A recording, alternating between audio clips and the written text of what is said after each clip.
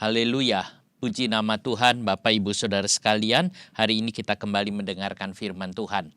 Saya memberikan judul tentang hidup dalam kasih karunia Allah.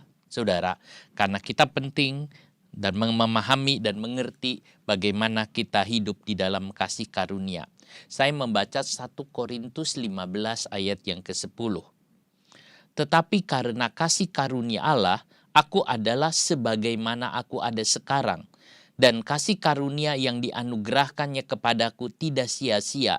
Sebaliknya aku telah bekerja lebih keras daripada mereka semua. Tetapi bukannya aku, melainkan kasih karunia Allah yang menyertai aku. Saudara, ini surat yang ditulis oleh Rasul Paulus kepada jemaat yang ada di Korintus. Dia mengatakan tentang kasih karunia Allah.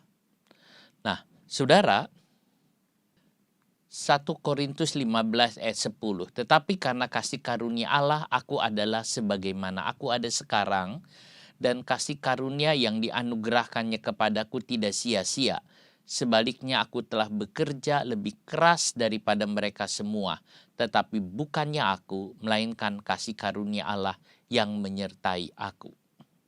Dalam teks Yunani, ayat ini dimulai dengan kasih karunia dan diakhiri juga dengan kasih karunia.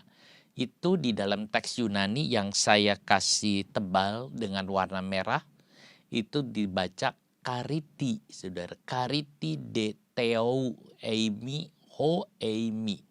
Itu artinya tetapi kasih karunia Allah.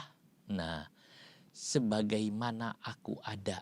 Nah, itu kita lihat aku sebagaimana aku ada. Dan juga diakhiri dengan kata hekaris yang tebal juga, saudara. Al hekaris tauteu esun emoi. Nah, itu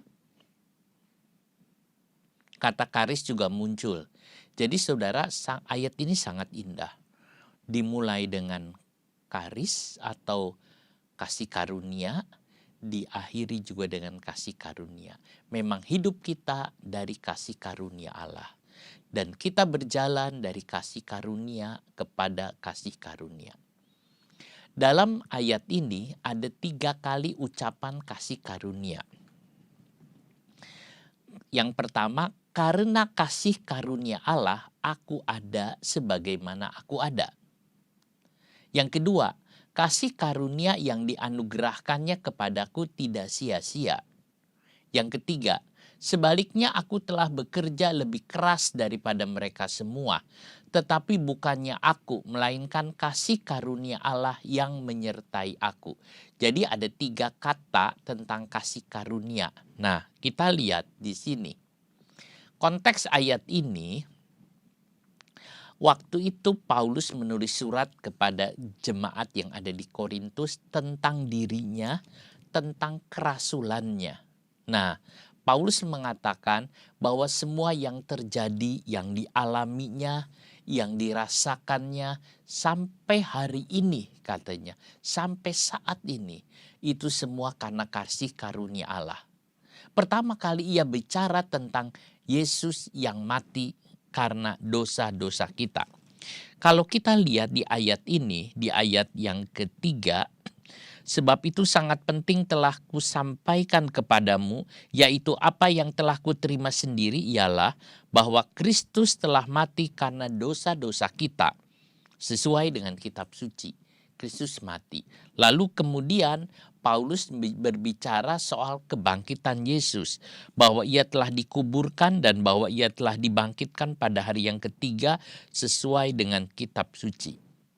Lalu ia menyinggung setelah Yesus bangkit menampakkan diri kepada Kefas, lalu kepada ke-12 murid, lalu kepada 500 orang, dan kepada Yakobus, dan terakhir katanya menampakkan diri kepada dia sendiri, kepada Paulus. Ayat 8, dan yang paling akhir dari semuanya, ia menampakkan diri juga kepadaku, sama seperti kepada anak yang lahir sebelum waktunya. Nah, ini konteksnya. Kemudian di ayat 9, karena aku adalah yang paling hina dari semua rasul. bahkan tidak layak disebut rasul, sebab aku telah menganiaya jemaat Allah. Paulus adalah rasul. Memang dia tidak seperti rasul-rasul yang lain. Sebab saat itu Paulus belum percaya kepada Yesus. Tetapi Yesus menampakkan diri kepada Paulus. Dan dia adalah rasul. Nah, di dalam ayat ini mengatakan dia memang rasul. Tapi dia menyebut dirinya rasul yang paling hina dibandingkan dengan rasul-rasul yang lain. Sebab dia punya kesalahan waktu itu dia menganiaya jemaat Allah. Nah, itu ayatnya. Lalu ayat 10, tetapi. Nah, kata tetapi ini yang penting saudara. Tetapi itu membalikan keadaan. Nah, dikatakan karena kasih karunia Allah, aku adalah sebagaimana aku ada. Nah, Paulus mengatakan karena kasih karunia Allah, maka dia yang adalah seorang pembunuh orang Kristen menjadi seorang pemberita Injil keselamatan kepada banyak orang. Tuhan telah mengubah hidupnya. Kasih karunia Allah telah merubah dirinya dari seorang yang membenci orang Kristen, membunuh, lalu dia berbalik menjadi mengenal Tuhan. Penyebabnya adalah kasih karunia Allah yang telah mengubah hidupnya menjadi seorang yang berguna. Bahkan bukan sekedar pemberita Injil, ia lebih banyak lagi menerima kasih karunia. Dia bertambah lagi, dia lebih lagi menikmati kasih karunia yang dia alami. Dan Paulus masih minta lagi kasih karunia Allah itu bertambah-tambah. Sehingga Tuhan bilang cukup kasih karunia itu. Paulus sangat ingin rindu mengalami penuh kasih karunia. Dia merasa dirinya tidak mampu. Paulus merasa dirinya orang yang tidak berdaya. Paulus tidak merasa dirinya kuat. Paulus tidak merasa dirinya orang yang hebat. Berulang kali Paulus berkata kepada jemaat, doakan kami. Paulus juga rindu kasih karunia Allah. Sebab kekuatannya Paulus itu dari kasih karunia Allah. Kekuatannya Paulus bukan dari kekuatannya dia, bukan dari kerajinannya dia, bukan dari pengetahuannya dia, bukan dari ilmunya dia, tetapi dari kasih karunia Allah. Lalu apa kasih karunia itu? Kasih karunia itu adalah pemberian Allah kepada manusia yang manusia tidak punya. Saudara, misalnya keselamatan. Manusia nggak punya keselamatan. Manusia berusaha mencari keselamatan. Keselamatan itu pemberian Tuhan. Kehidupan kekal. Kemuliaan sorgawi. Ada banyak hal yang Tuhan sudah berikan. Tetapi kasih karunia yang Paulus inginkan lebih dari itu. Ia ingin mengenal Tuhan lebih dekat lagi. Lebih dalam lagi. Aku ada sebagaimana aku ada. Eimi ho eimi. Aku adalah sebagaimana aku adalah. Aku ada sebagaimana aku ada. Artinya, keberadaanku sekarang ini terjadi karena kasih karunia Allah. Kalau saya berkata aku ada sebagaimana aku ada, ya memang begini aku. Kira-kira begitu bahasa bebasnya. Keadaanku memang begini. Seperti ini. Dan itu karena Tuhan. Nah, apakah saudara percaya bahwa keberadaan saudara pada hari ini karena kasih karunia Allah? Saya harus berkata kepada saudara, keberadaan saudara adalah karena kasih karunia Allah. Bukan karena yang lain. Bukan karena saudara merasa orang hebat, sukses. Bukan, tapi karena kasih karunia Allah. Paulus mengakui hal ini dengan sebenarnya karena ia mengalami sepanjang hidupnya, mulai dari pertobatannya saat ia menulis sampai saat ia menulis surat kepada jemaat di Korintus. Dari mulai dia pertobatannya pada saat dia berangkat ke Damaskus atau ke Damsik untuk membunuh orang Kristen. Di sana Tuhan berkata kepada Paulus, "Saul, Saul, mengapa engkau menganiaya aku?" Disitulah Paulus mendapat kasih karunia yang pertama. Dan kemudian dia terjun langsung. Dia melakukan dalam sejarah yang tertulis dalam Kisah Para Rasul. Lalu Paulus memberitakan Injil di mana-mana. Dia semakin melihat kasih karunia Allah. Semakin Injil diberitakan, semakin dia melihat kasih karunia Allah. Karena kasih karunia Allah akan bergerak pada waktu Injil diberitakan. Nah, saudara, itu yang ada. Dia mengatakan keberadaannya. Hidupnya terjadi karena Tuhan, bukan karena kekuatannya. Walaupun Paulus seorang yang gagah, bukan karena pengetahuannya. Walaupun Paulus seorang yang pandai, bukan karena keberaniannya. Atau bahkan karena kesuciannya.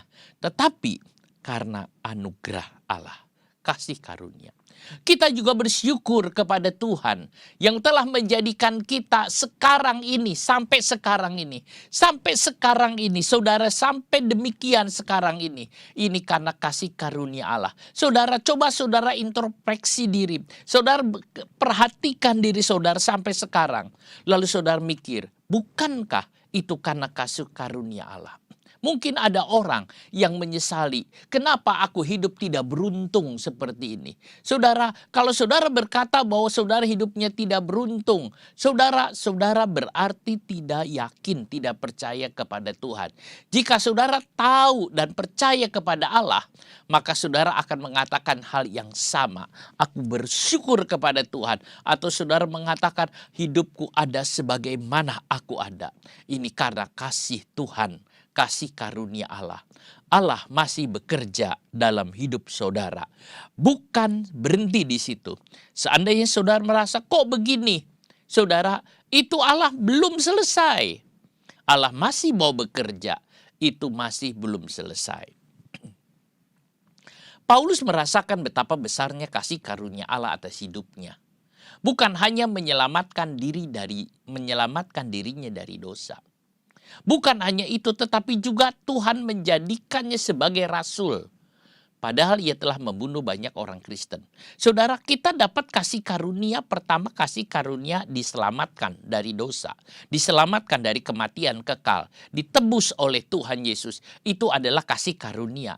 Tetapi bukan hanya keselamatan itu saja yang merupakan kasih karunia. Tetapi Paulus mengatakan Tuhan telah menjadikan seorang hamba, seorang rasul. Dan itu juga kasih karunia. Seharusnya Paulus cukup menjadi orang Kristen biasa. Tidak usah rasul. Tetapi kasih karunia Allah itu besar buatnya. Sehingga dia menjadi seorang rasul Tuhan. Saudara, dua hal yang Paulus alami tentang kasih karunia Allah di dalam hal ini. Pertama, kasih karunia Allah yang menyelamatkan hidupnya.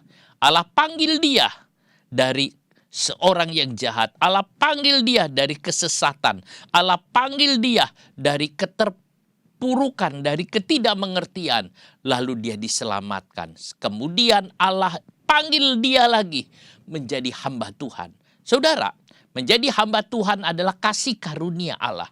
Bukan saudara yang memilih. Bukan saudara yang ingin menjadi hamba Tuhan. Bukan saudara yang ingin melayani Tuhan. Tetapi Tuhan yang memanggil saudara di dalam pelayanan.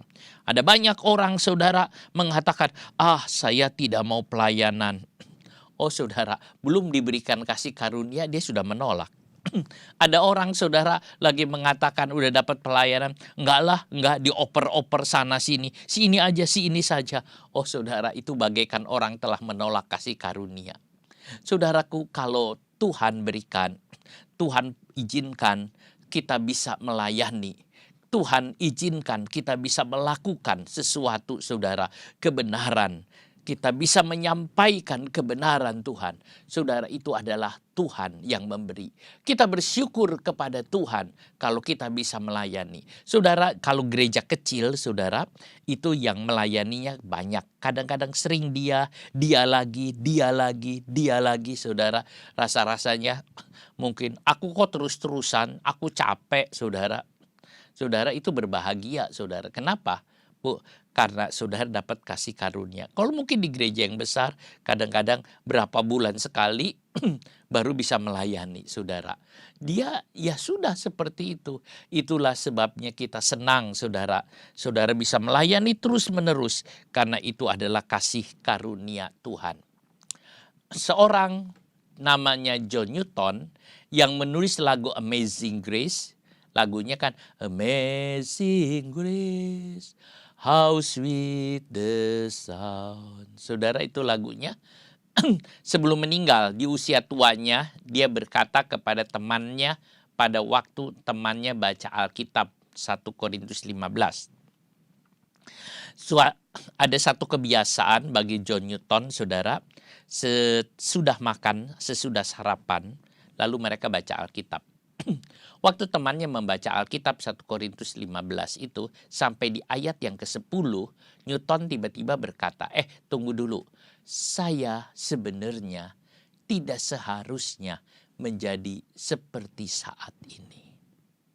Karena Newton kembali ingat bagaimana dia dengan para budak. Dia adalah tuan yang memiliki banyak budak. Bagaimana dia menyiksa, bagaimana dia menjual, bagaimana badai datang, bagaimana harusnya dia mati. Lalu dia berkata, tidak seharusnya saya seperti ini, seperti sekarang ini. Betapa banyak kekurangan yang saya miliki. Aku ini punya kekurangan banyak. Dan saya juga belum menjadi seperti yang saya inginkan. Apa yang saya inginkan belum. Tetapi satu hal, bahwa saya bukan seperti dulu lagi. Aku dulu budak dosa. Sekarang aku menjadi hamba Tuhan. Saudara, dia merasakan senang bahwa Tuhan telah mengangkat dia dari kegelapan masuk kepada terangnya yang ajaib. Pada usia yang ke-82, Newton mati pada usia 82. Ini John Newton ya, bukan Isaac Newton. Saudara, John Newton berkata, ingatan saya hampir hilang. Saya hampir lupa semua, mana pikun gitu maksudnya. Tetapi saya ingat cuma 2 hal. Saya udah pikun, ingatan saya banyak lupa.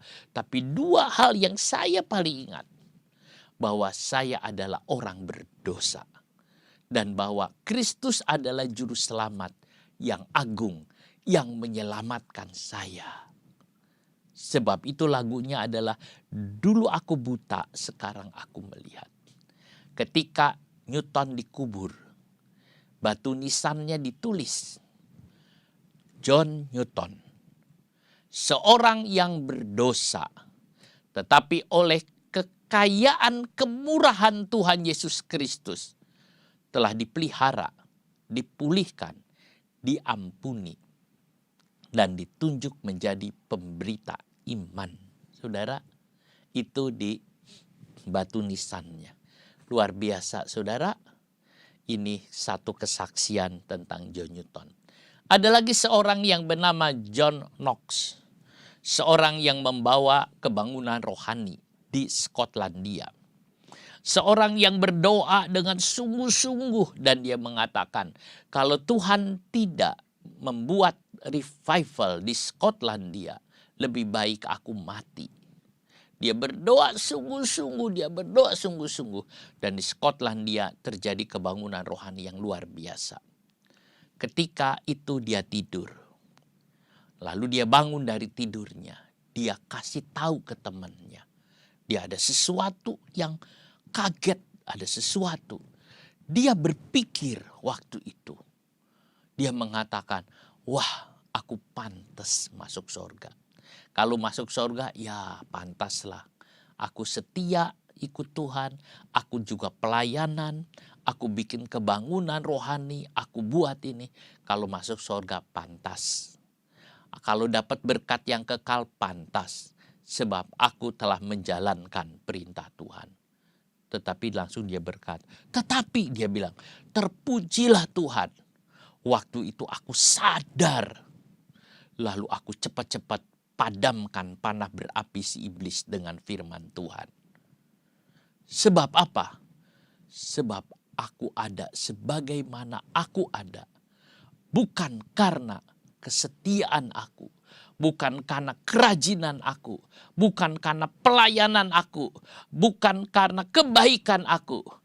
Aku ada ini karena kasih karunia Allah. Bukan karena perbuatan baik. Kadang-kadang saudara lihat ada orang saleh sungguh-sungguh. Orang mengatakan, wah dia orang keberkatan. Karena dia setia sama Tuhan. Karena dia ambil bagian dalam pelayanan. Saudara, bukan itu. Tetapi karena kasih karunia Allah ada padanya. Kadang-kadang saudara, ada orang mengatakan, oh dia diberkati, atau mungkin, oh dia baik, pasti masuk surga. Bukan itu. Tetapi itu semua karena kasih karunia Allah. Jangan mencuri kasih karunia Allah. Itu yang ada. Semua karena kasih karunia. Masih ingatkah kehidupan saudara dulu? Bagaimana saudara bermusuhan dengan Tuhan? Ada penipu, saudara jahat, tidak punya hati nurani yang murni. Pikirannya nggak benar, tidak bersih. Seperti apakah Anda kalau bukan kasih karunia Tuhan? Seperti apakah saudara kalau bukan kasih karunia Tuhan? Kita ada sekarang ini karena kasih karunia-Nya yang besar. Seperti nyanyian mengatakan, ku ada sebagai mana ku ada. Saudara, berdiri di hadap tatamu Bapa, semua karena anugerah-Mu. Saudara, semua karena anugerah-Nya. Suatu kali Petrus juga memiliki satu pengalaman yang membuat hatinya terpukul dan mengatakan, aku tidak layak Tuhan.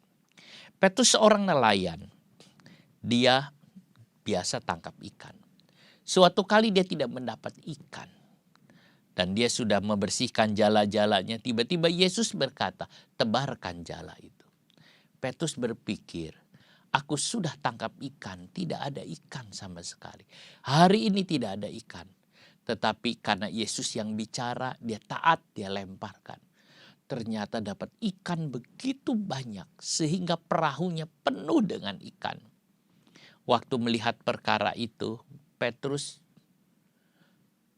hatinya jadi tidak karuan. Lalu dia bersujud di hadapan Tuhan. Dan dia mengatakan, Tuhan, aku tidak layak. Tinggalkan aku tidak layak. Aku orang berdosa. Saudara, kenapa? Memang kita orang berdosa. Kita tidak layak mendapat kasih karunia Tuhan. Tetapi Allah itu baik dan mengasihi. Dia berikan kasih karunia itu. Jika tidak ada saudara, kita tidak tahu kita ada di mana. Betapa besarnya kasih karunia itu. Paulus berkata, kasih karunia yang dianugerahkannya kepadaku tidaklah menjadi sia-sia. Paulus tidak mau sia-sia tentang kasih karunia itu. Paulus sudah dapat. Paulus tidak mau menyia-nyiakan kasih karunia itu. Kasih karunia Allah itu mengcover seluruh hidupnya. Artinya menutupi seluruh hidupnya. Menjaga pertumbuhan rohani dan pelayanannya, saudara. Dia jaga, dia tumbuh. Itu yang ada. Jadi kasih karunia yang Tuhan berikan kepada kita itu mengatasi semua persoalan saudara. Baik kelemahan saudara, baik kekurangan saudara, baik apapun yang saudara kerjakan diliputi oleh kasih karunia. Setiap orang Kristen itu sudah mendapat kasih karunia. Dan itu ada bersama kita. Apakah kita mau diamkan saja atau mau dipakai? Kasih karunia. Saudara, saya ada ilustrasi sedikit. Dulu saudara, saya punya adik yang hidupnya cukup, berkecukupan. Lalu dia berkata kepada saya, manfaatkan saya. Saya punya jaringan, saya ada uang, ada apa. Apa yang jadi keperluan kamu, pakai saja. Lalu saya berkata, oh saya mau sekolah. Saya mau sekolah, saya mau ambil doktor sekolah. Dia berkata, oh iya, berapa biayanya? Lalu berkata, oh iya, saya yang biayain. Lalu saya berkata lagi, saya butuh beli buku-buku. Oh iya, berapa? Ambil buku-buku. Dia beli, saudara. Ya, itu dia bilang, enggak apa-apa, pakai saja, minta saja. Saudara, seolah-olah saya ada sesuatu yang mengatakan siap aku menolong. Tetapi saudara, saya tidak mau meminta yang aneh-aneh. Saya tidak berkata ke dia, tolong aku mau makan-makan yang enak-enak. Tolong aku mau beli televisi yang bagus-bagus. Oh, tolong aku mau ini. Tidak, saudara. Tidak. Saya cuma mau minta yang ada berhubungan dengan pendidikan. Jadi saudara tidak akan meminta sembarangan juga. Nah, kasih karunia Tuhan diberikan kepada kita. Tentu kita tidak akan memakai, untuk berbuat dosa, untuk berbuat jahat. Kita mengatakan, wah aku mau berbuat dosa. Nanti kalau aku kenapa-napa, kasih karunia Allah mengampuni dosaku. Tidak begitu saudara. Kita tetap di jalan Tuhan. Seandainya kita kepleset jatuh, kasih karunia Tuhan mengcover kita, menolong kita. Banyak hal menolong, tapi bukan untuk berbuat yang bukan saudara. Bukan untuk mengerjakan yang salah, tetapi untuk mengerjakan yang baik dan benar. Bangsa Israel, saudara, waktu di padang gurun dia mendapat kasih karunia banyak sekali. Dia mendapat Taurat Tuhan dari Bukit Sinai. Itu yang nulis tuh jari Tuhan sendiri. Itu suara Tuhan yang datang langsung kepada Musa. Dan Musa dengar suara Tuhan. Lalu ada tiang awan, tiang api yang memimpin orang Israel di perjalanan. Ada kemah tabernakel, saudara. Itu ada kemah atau ada tabernakel, saudara, di mana mereka bisa. Itu kasih karunia buat orang Israel. Yang bangsa-bangsa lain tidak punya. Bangsa-bangsa lain tidak punya tabernakel, tiang awan, tiang api, Taurat Tuhan tidak punya. Lalu kemudian mereka juga dapat janji Allah yang Allah berikan kepada Abraham. Orang Israel juga dapat penyertaan Allah. Mereka juga tiap pagi diberi oleh Tuhan makan mana. Juga saudara dengan air dari bukit batu. Tetapi beberapa banyak orang Israel menghinakan kasih karunia itu. Mereka menyepelekan dan mereka tidak menganggap. Mereka anggap roti mana itu seperti roti biasa. Roti-roti seperti yang umum, saudara. Bukan dari sorga. Roti mana itu ada roti dari sorga. Di Pemazmur disebut makanan malaikat, saudara. Itu yang diberi untuk umat Tuhan. Tetapi mereka menghinakan dan mereka mengatakan bosan mana terus menerus. Bosan mana terus. Saudara, kasih karunia diberikan. Jangan kita menghinakan kasih karunia. Mungkin kita bukan tiang awan, tiang api. Tapi Roh Kudus yang memelihara kita. Kita diberi gereja, persekutuan di antara orang-orang kudus. Itu adalah kasih karunia, saudara. Saudara bersekutu dengan sesama orang percaya, itu adalah kasih karunia. Jangan saudara mengabaikan persekutuan itu. Kalau saudara mengabaikan persekutuan itu, saudara juga telah mencoba keluar dari kasih karunia. Kalau kita lihat berarti saudara persekutuan dengan orang-orang kudus. Lalu kemudian Taurat Tuhan adalah firman Allah. Itu adalah kasih karunia. Tiang awan, tiang api, gambaran Roh Kudus itu adalah kasih karunia. Penyertaan Allah. Lalu roti mana, roti sudah dengan air itu adalah kehidupan kita secara jasmani juga hidup dari kasih karunia. Kita juga diberi janji oleh Allah kasih karunia. Saudara, tanpa kasih karunia, saya tidak bisa juga berdiri di sini. Tidak mungkin saya bisa khotbah, saudara. Saya mengaku dengan jujur dan terus terang, saya tidak bisa khotbah kalau Tuhan tidak kasih karunia. Saudara, kita akan menjadi orang yang bodoh dan sangat bodoh. Tetapi pada waktu Tuhan memberikan, saya bisa memahami tentang Allah.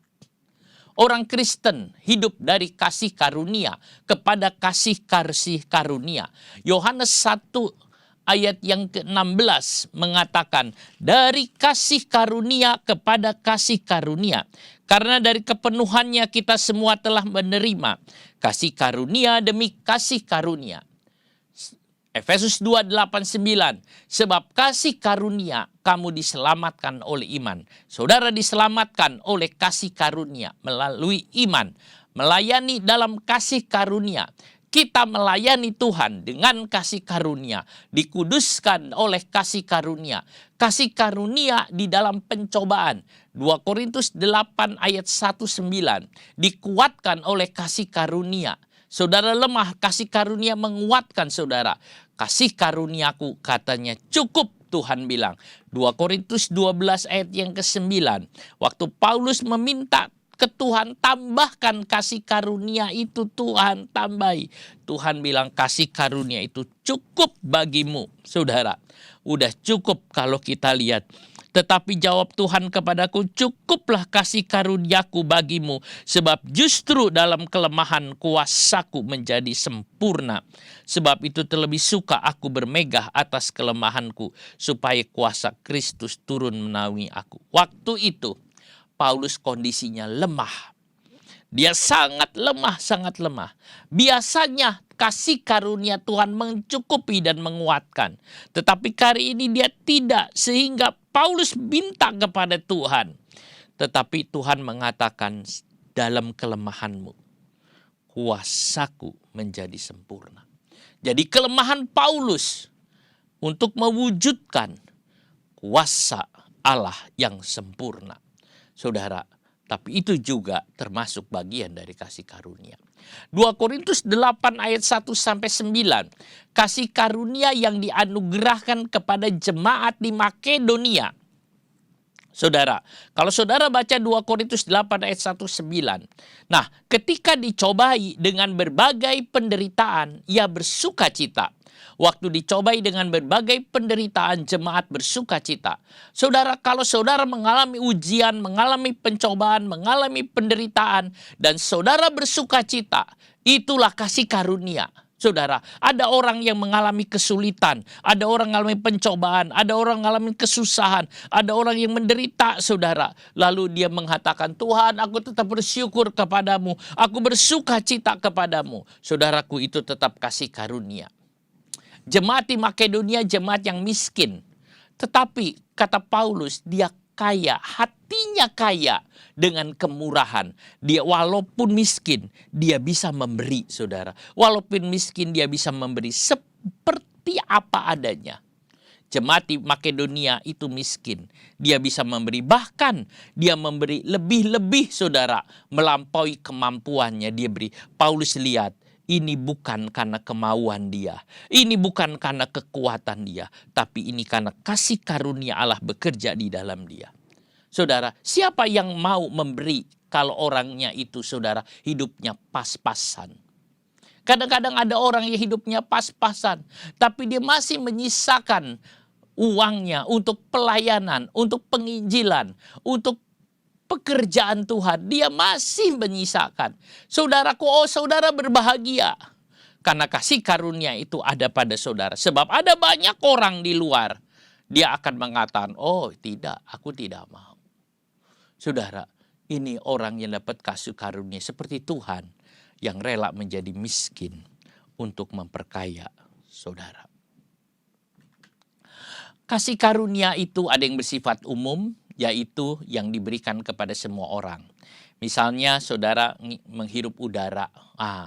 Saudara, itu kasih karunia Tuhan. Kenapa? Saudara tidak bayar. Waktu saya lihat orang yang sakit, saudara, lalu dia dikasih oksigen, bukan aja dia nyedotnya napas sesenggal-senggal, saudara.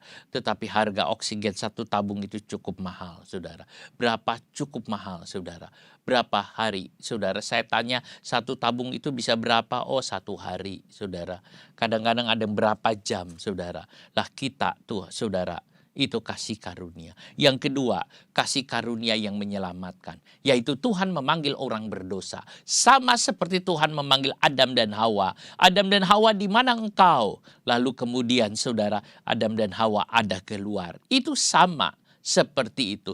Jadi saudara, kasih karunia. Kasih karunia menguduskan orang percaya dan membawanya kepada kedewasaan. Kasih karunia. Kasih karunia itu mengalir dari tempat yang tinggi, dari Tuhan, dia mengalir ke bawah. Kemana mengalir? Ke orang yang rendah hati. Kasih karunia itu mengalir ke orang yang rendah hati. Sama seperti air yang mengalir dari tempat yang tinggi terus sampai ke tempat yang rendah. Sampai ke tempat yang rendah, sampai ke tempat yang rendah terus, saudara. Demikian juga kasih karunia Tuhan itu mengalir ke hati orang yang hatinya rendah. Karena kasih karunia tidak akan bekerja di dalam diri orang yang sombong. Yakobus 4 ayatnya yang ke-6. Itulah sebabnya, Yakobus 4 ayat 6.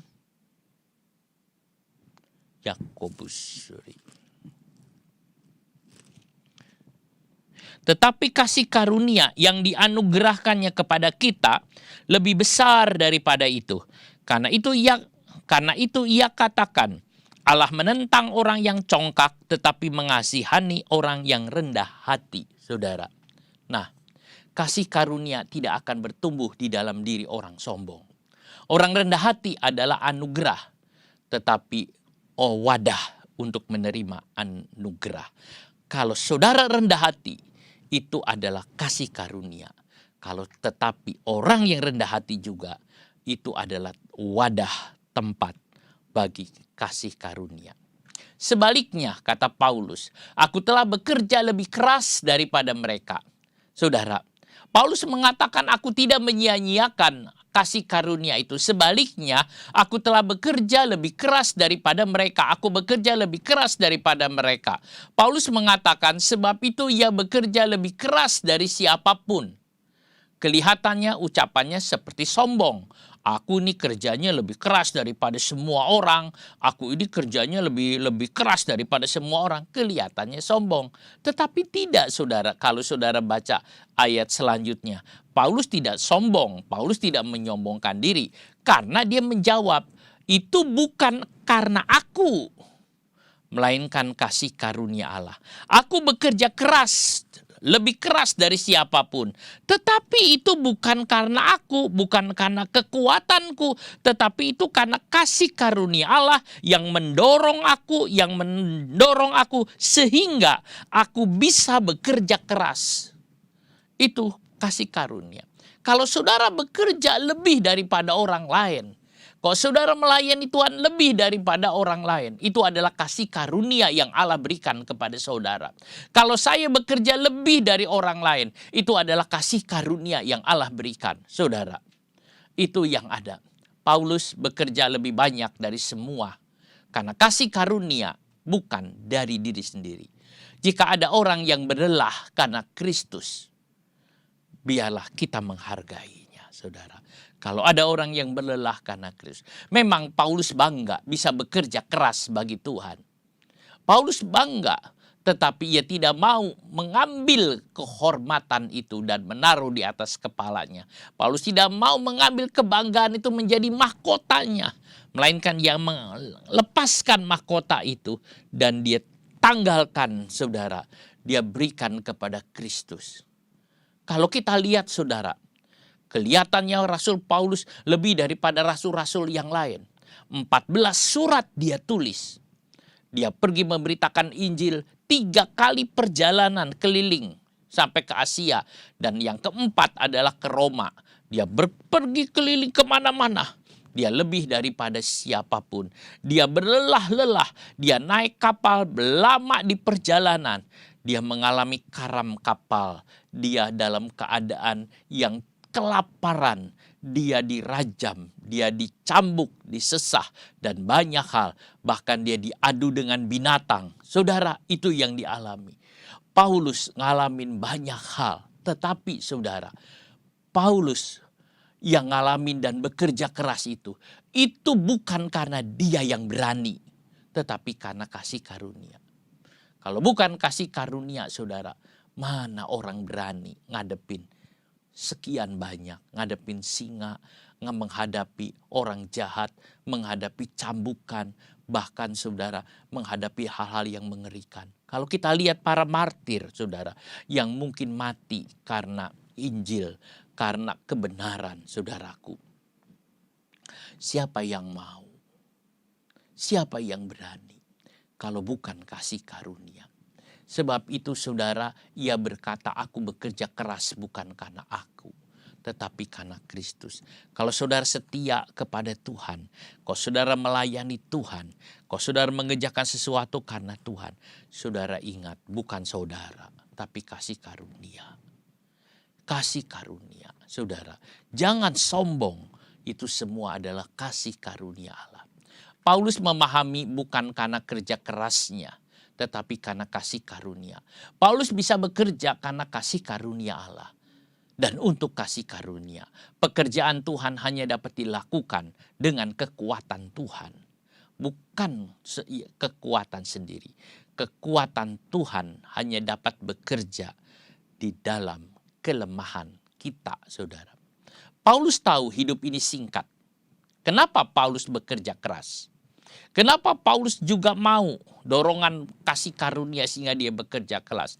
Paulus tahu hidup ini singkat. Sebab itu ia bekerja keras. Ia tidak mau sedikit pun waktu itu hilang. Saudara perhatikan, Paulus tidak mau sedikit pun waktunya hilang. Sebab iblis juga bekerja keras. Paulus tahu iblis itu bekerja keras, saudara. Kenapa iblis bekerja keras sampai sekarang? Apalagi di akhir zaman. Iblis akan bekerja lebih keras lagi. Kenapa? Karena dia tahu waktunya sudah dekat. Saudara. Jadi kita pun jangan kalah rajin dengan setan, saudara. Kita harus rajin. Hidup ini berharga. Walaupun sedikit waktu berharga. Bisa dipakai untuk kebaikan. Saudara, Paulus tidak ingin kehilangan waktunya. Kerja keras, tidak lelah. Jika didorong oleh cinta. Al hekaristouteu he sun emoi. Sun emoi itu artinya bersama saya. Emoi itu dari kata saya. Sun itu bersama, bersama dengan. Dalam bahasa Yunani ada dua preposisi, dua preposisi bahasa Yunani yang artinya bersama dengan. Yaitu meta dan kedua sun. Meta itu artinya, saudara, dengan bermitra. Sun itu lebih erat lagi, lebih intim lagi. Sebenarnya bisa saja Paulus mengatakan tidak pakai kata sun, tapi pakai meta emoi, bersama saya. Kasih karunia Allah bersama saya. Tapi Paulus tidak mau memakai kata meta di situ. Dia memakai kata sun yang artinya udah bercampur. Sehingga Paulus itu bercampur menjadi satu dengan kasih karunia. Kasih karunia Allah menyertai aku. Kasih karunia Allah itu bersama atau bekerja bersama-sama dengan aku. Kalau mau terjemahannya begitu, saudara, kata sun itu. Kasih karunia Allah bersama-sama bekerja dengan aku. Jadi seolah-olah kasih karunia itu menjadi teman bahagian dari Paulus. Menjadi teman atau bagian dari Rasul Paulus. Saya kasih ilustrasi. Misalnya saudara ada orang sedang buat kue. Lalu di meja ini ada tepung, ada minyak, ada telur, ada gula, ada garam, dan macam-macam, saudara. Ini namanya meta. satu kumpulan ini dengan ini semua namanya meta. Tetapi kalau misalnya telur dikocok, dimasukin gula, dimasukin tepung, dimasukin semua saudara, lalu udah diaduk jadi adonan, lalu kemudian dipanggang saudara, lalu jadi kue, itu namanya sun. Sun itu artinya saudara udah dimix, dijadikan satu. Jadi Paulus hendak mengatakan kasih karunia Allah itu sudah menjadi satu di dalam dirinya. Menjadi satu bahagian. Bukan hanya teman sekerja atau fellow worker. Tetapi kasih karunia itu sudah menjadi bahagian yang tidak terpisahkan di dalam dirinya saudara. Dia sudah memahami itu dengan baik saudaraku. Paulus sedang bekerja bersama dengan pasangan intimnya. Pasangan intimnya di dalam ini adalah kasih karunia Tuhan. Sebab itu kemana-mana Paulus pergi itu kasih karunia Tuhan mengikutinya. Kasih karunia Tuhan ada bersamanya. Dan kasih karunia telah menopang hidupnya. Paulus menganggap kasih karunia Allah itu seperti temannya. Dia seperti temannya. Ketika ia di penjara, kasih karunia Allah menemaninya. Menyembuhkan luka-lukanya. Menolongnya sehingga dia tidak tenggelam di laut. Kasih karunia itu menopang punggungnya. Kasih karunia adalah bantal ketika Paulus tidak bisa tidur. Ketika tidak punya makanan ketika Paulus kelaparan.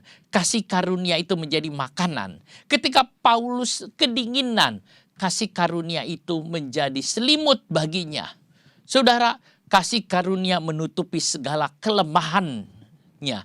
Paulus merasa bahwa ia tidak pergi sendiri, ia memiliki kasih karunia Allah.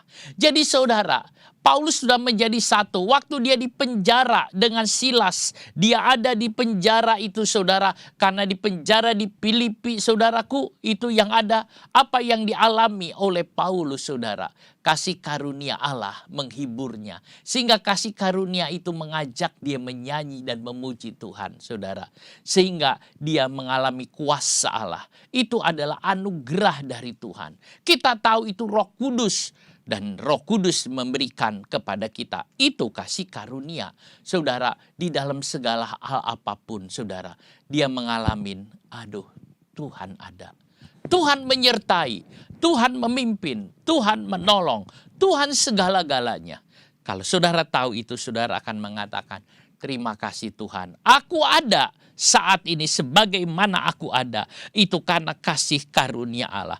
Dulu aku tidak ngerti apa-apa, sekarang aku paham. Dulu aku berdosa, sekarang aku tidak berdosa lagi. Dulu aku tidak tahu aku jadi apa. Tapi sekarang aku jadi seperti yang sekarang ini. Itu karena Tuhan. Karena Tuhan. Karena kasih karunia Tuhan. Karena kemurahan Tuhan. Yang membuat kita ada sebagaimana kita ada. Saudara, itulah indahnya. Kasih karunia tidak ada di dunia. Dunia tidak ada kata kasih karunia. Tetapi di dalam firman Allah ada kasih karunia. Saudara, indah. Jangan keluar dari kasih karunia Allah. Jangan meninggalkan kasih karunia Allah. Tetaplah hidup dalam kasih karunia-Nya. Jangan keluar dari kasih karunia. Surat Petrus juga mengatakan, jangan keluar dari kasih karunia Allah. Tetap saudara tidak punya kekuatan apapun selain Tuhan. Hidup kita dari Engkau, dari kasih Tuhan. Saudara, bulan Desember ada bulan-bulan Natal yang menunjukkan bahwa Yesus lahir. Itu juga adalah kasih karunia. Banyak hal saudara, itulah pemberian. Kasih karunia adalah pemberian Allah. Hidup kita karena pemberian Allah. Saya berada sampai saat ini karena pemberian Allah. Saya bisa berpakaian, bisa sekolah, bisa lakukan apapun karena pemberian Allah. Itu yang dinamakan kasih karunia Allah. Itulah sebabnya kita bersyukur kepada Tuhan. Mari saudara, kita akan menyanyi satu nyanyian. Ku ada sebagaimana ku ada. Berdiri menghadap tatamu Bapa. Ku ada sebagaimana ku ada, berdiri menghadap tatamu Bapa. Semua karena anugerah-Mu yang telah selamatkanku. Ku hidup dalam segala kelimpahan. Ku layak untuk melayani Tuhan, semua karena anugerah-Mu tercurah bagiku. Besar anugerah-Mu, berlimpah kasih-Mu, semakin hari semakin bertambah. Besar anugerah-Mu.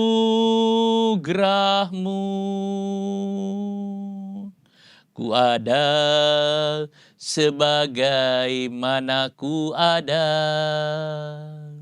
berdiri menghadap tatamu Bapa.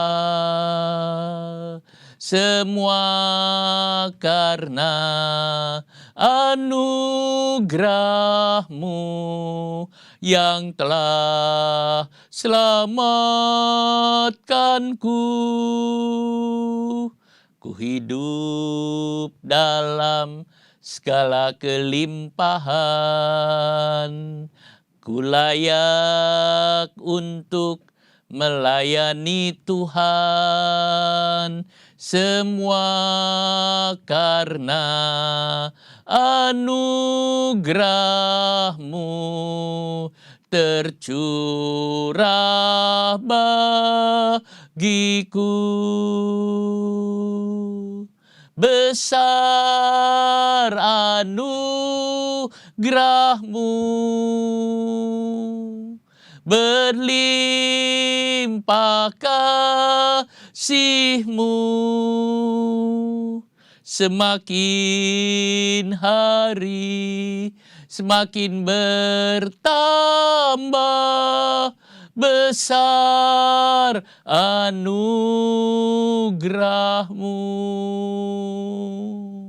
Saudara, biar kita ingat betapa besar kasih karunia Tuhan buat kita. Kita akan berdoa. Bapa di sorga, terima kasih. Kami tahu hidup kami sampai sekarang ini ada, itu karena kasih karunia-Mu. Kami boleh ada, boleh hidup karena Engkau. Bapa, Engkau yang menyelamatkan kami, Engkau yang membuat hidup kami ada di dalam Engkau. Terima kasih banyak Bapa. Tanamkan firman-Mu di dalam hati kami. Biarkan kami mengalami Engkau, kuat di dalam Engkau. Oleh kasih karunia-Mu Bapa, kami bisa jalan di dalam Engkau. Terima kasih Bapa, biarkan firman-Mu itu bekerja di dalam kami. Terima kasih Roh Kudus, terima kasih. Tuhan, biar Engkau memberkati anak-anak-Mu, hamba-Mu berdoa pada hari ini. Berkati jemaat-Mu Tuhan, biarkan jemaat-Mu dilimpahi oleh kepenuhan Engkau. Terima kasih banyak Bapa. Berkati pekerjaannya, yang sakit sembuhkan Tuhan. Kuatkan yang lemah, teguhkan Tuhan. Terima kasih Bapa, terima kasih. Saudaraku yang kekasih dalam nama Tuhan Yesus Kristus, terimalah berkat kasih karunia dari Tuhan Yesus Kristus. Kasih dari Allah Bapa dan persekutuan Roh Kudus menyertai saudara sekalian mulai sekarang sampai selama-lamanya. Demi nama Tuhan Yesus. Amin. Saudara, sebelum kita nyanyi lagu Menang Besar di Pihak Kita, ada pengumuman gereja. Saudara, telah dipanggil Tuhan dalam minggu ini, saudara. Minggu yang lalu Ibu Jarwo, saudara, dia sudah dimakamkan di Sukun, dimakamkan hari Kamis yang lalu, ya, dilayani oleh gereja. Jadi saudara, jemaat kita ada yang satu yang dipanggil oleh Tuhan. Saudaraku dan juga adiknya Bu Hana juga saudara tahu juga dipanggil oleh Tuhan. Nah, saudara tetap jaga kesehatan kita supaya kita tetap bisa melayani Tuhan di bumi ini. Saudara, kita nyanyi lagu Menang Besar di Pihak Kita. Menang besar di pihakku, menang besar di pihakku, Tuhan penggantiku, ku berdiam juga.